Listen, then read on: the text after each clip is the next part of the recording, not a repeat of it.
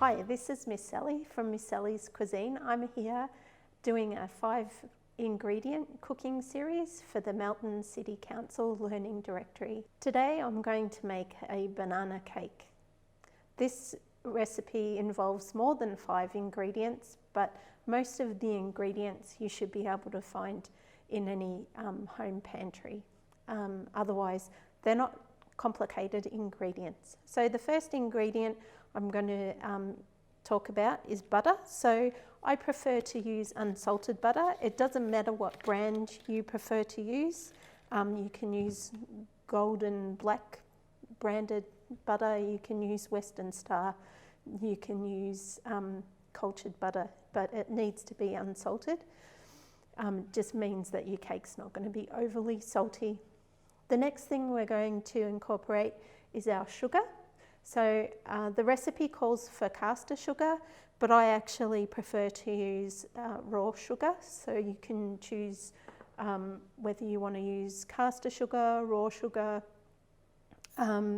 or plain white sugar. Now the difference between caster sugar and normal everyday sugar is just the fineness. So they're both exactly the same ingredient, just what the caster sugar is milled finer.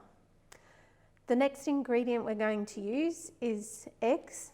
I prefer to use the 600 gram eggs because that way I know my recipes will work and they won't be too moist, which you need to be careful of.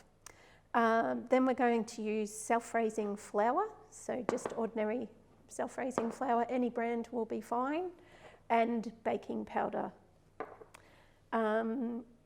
And you can decorate this any way you like, so it can be as simple as dusting it with icing sugar. Today I'm just going to use some caramel sauce and we're just going to drizzle that over the top.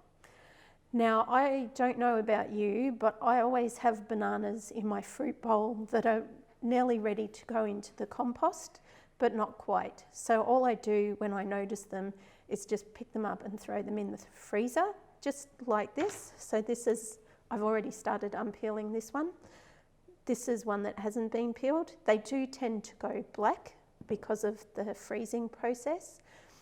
So you just need to be careful that you use your bananas when they're a little frozen. They need to be out of the freezer for a little while. Otherwise, if you let them defrost completely, they tend to liquefy. So I'm just going to, for the sake of our recipe and our process today, I'm just going to take the skin off. If you can peel the skin off without using a knife, that's fine.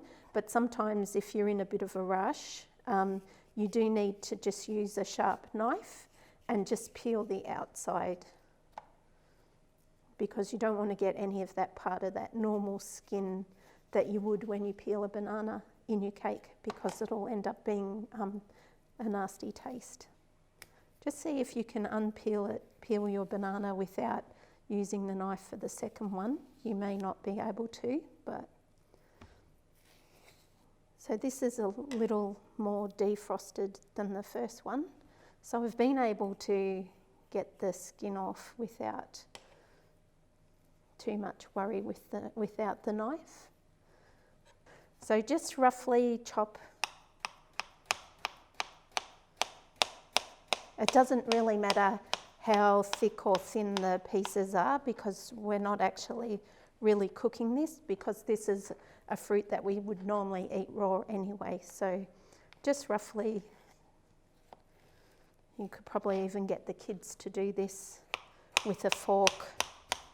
Okay, so that's our banana. I'm just going to leave that to the side for a minute. And then the next thing I'm going to do is weigh out 140 grams of butter. So I've got a 250 block here, so it's roughly half. If you've got a pair of scales, try and use those. So just make sure your settings are set to 0. Pop your bowl onto your mixing bowl that you're going to mix the cake in on your scales. Press the tare button to get a 0. And just make sure that you're on grams and not mils or ounces. So just cut your butter into small cubes. So the reason why I chop my butter into small cubes means that the butter will warm up to room temperature quicker and it'll be easier to beat with small cubes like this rather than a big cube like this or like this. So this is a good exercise for your kids to do because then they learn some numbers and about weighing. If you're going to let them chop the butter, then you just need to make sure that they're competent with using a knife. So make sure that if you're a bit worried, then just get them to do it with a butter knife because they're not likely to cut themselves with it. Okay, and there's 140 grams of butter. Okay, so we're just going to start beating this with a beater. You can use, for a small quantity like this, I normally use my hand beater at home. You could equally use a Kenwood, a Sunbeam, a KitchenAid, whatever kind of mixer you've got.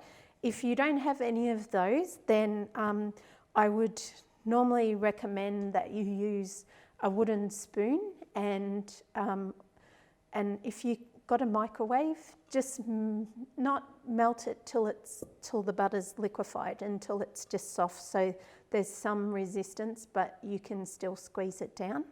And then just use the spoon to mix your butter until it's all like one paste. So I'm just going to start mixing this now.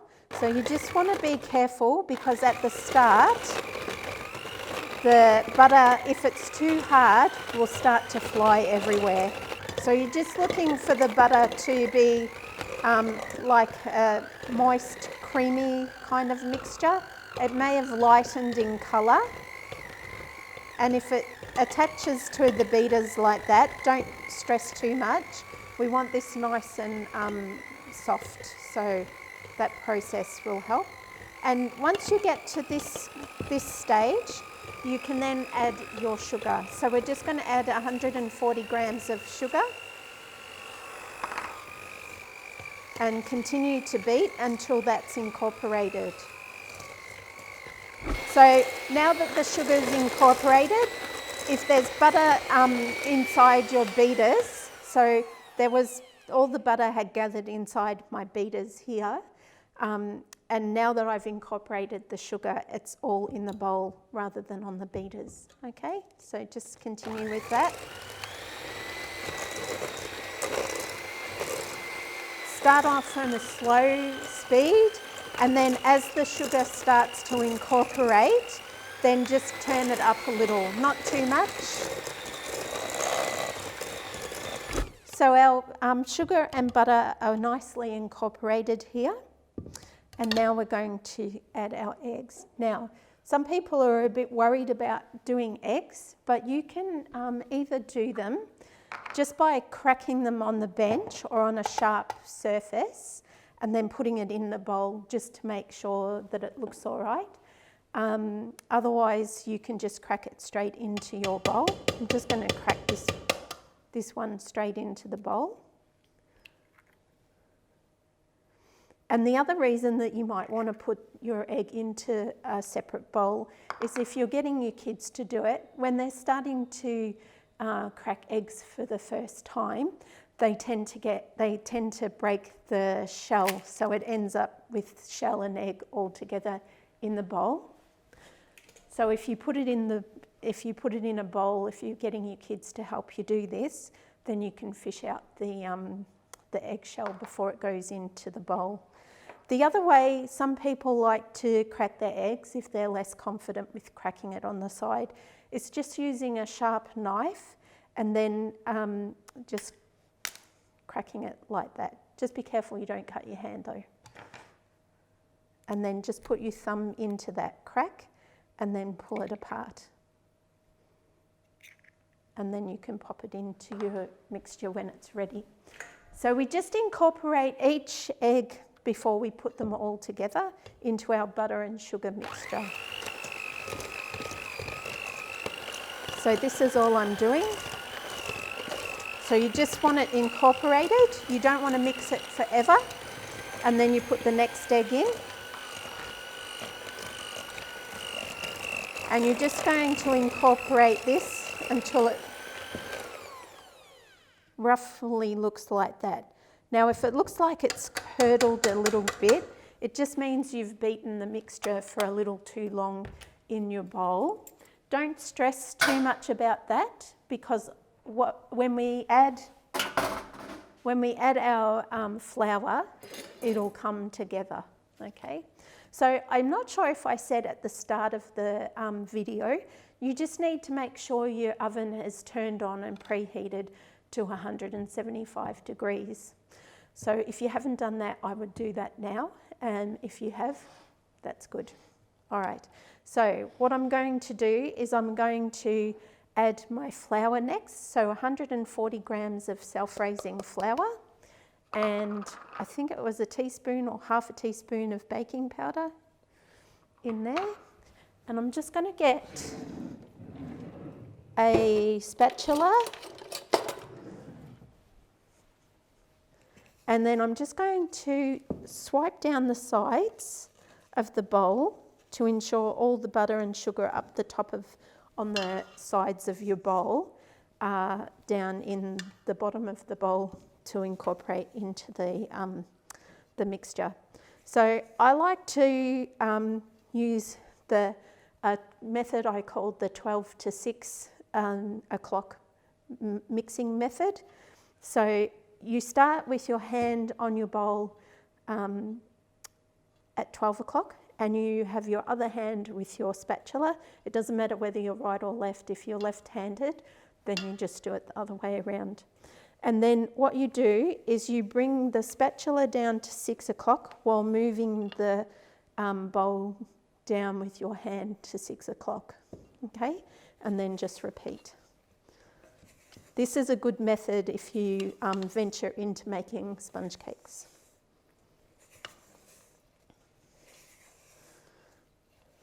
Once you've got your mixture a bit more incorporated, I would just ditch the 12 to 6 method. Now, at the moment, it looks a bit more biscuity than cakey, but don't worry, just keep mixing.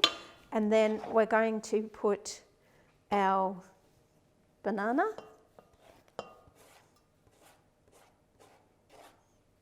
into our mix, and we're just going to give that a nice good old mix.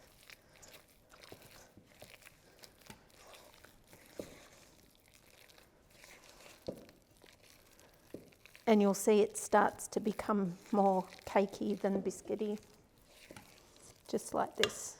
So it should look like that roughly. Okay. So we're going to take our tin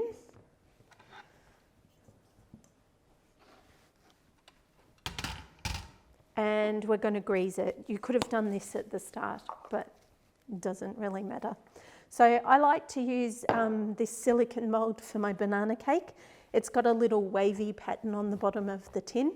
So when I turn it out, you can see a sort of a wavy pattern on the top of the cake. You could use a tin. This is silicone. If you wanted to make this into muffins, you could make them into muffins. So just make sure that your mould is nicely greased, because you don't want it to stick, especially if it's a tin mould. You may even want to put baking paper in after you've greased it so that it doesn't, so it's easier to get out of the tin when it's cooked, and means that it's not stuck. With the silicone moulds, they tend to not stick, so they're easier to get the cake out of the silicone mould. Then just pop all your mixture into your tin.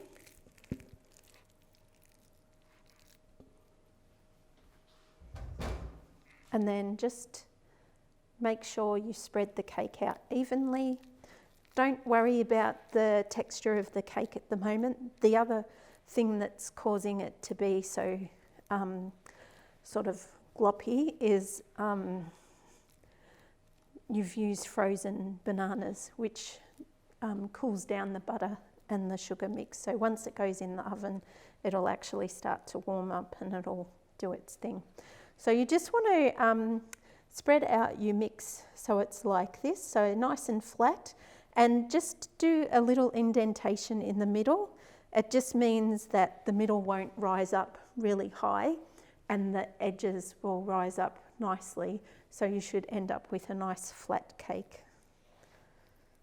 Now with the silicone mould, I normally put it on another tray to put in the oven because it's easier to get it out at the end of the cooking process, and it's easier to get into the oven when you're putting it in at the start of the cooking process. So I'm just going to put this in the oven for 30 minutes on 175 degrees. And we're going to wait for 30 minutes. Okay, so our cake has been cooking. In the recipe it says 30 minutes, but in this oven it's actually taken more like 45 minutes. So you just want to check it regularly. Depends on the oven as to how long it takes to cook. So if you look at the cake when it's in the oven and it's sort of got a bit of a wibble to it or a wobble, it's still not cooked enough. So you need to cook it until there's no wobble. So once it's got no wobble, then just put a skewer or a sharp knife into the centre and your cake should come out. It should be relatively clean. There shouldn't be any cake batter residue. You might get a little bit of sort of like steam or grease on there, but that's okay. So the cake's cooked, so we're just going to let that cool for about 15-20 minutes, and then we're going to unmould the cake, and we're going to just do a simple topping on it, which is caramel sauce. So today I'm just going to use a simple caramel sauce. Sometimes I will make my own sauce, but usually it's easier, just for the sake of it, just to buy caramel at the supermarket and then just put it in a container with a nozzle on it so that you can drizzle over the top. You could also do just a simple icing sugar dusting, so just get some icing sugar and a sieve and put the icing sugar in the sieve and then dust the cake once it's cooled and serve it with maybe some strawberries or maybe without fruit. So I've let the cake cool, and I'm just going to put the cake directly, because it's cool enough, I'm just going to put it directly on a serving plate. And I can, because this is silicone, I can leave the cake to cool completely in the silicone mould. But if you're using a metal loaf tin, then I would suggest that you take it out after about 5 minutes so it doesn't sweat. So I'm just going to take my caramel sauce and I'm just going to drizzle it, and that's as simple as it needs to be. That's our banana cake for today. Thank you so much for watching this video. I hope you enjoyed it and learned something new. Be sure to follow the Melton City Council Learning Directory Facebook page to ensure you don't miss the next one.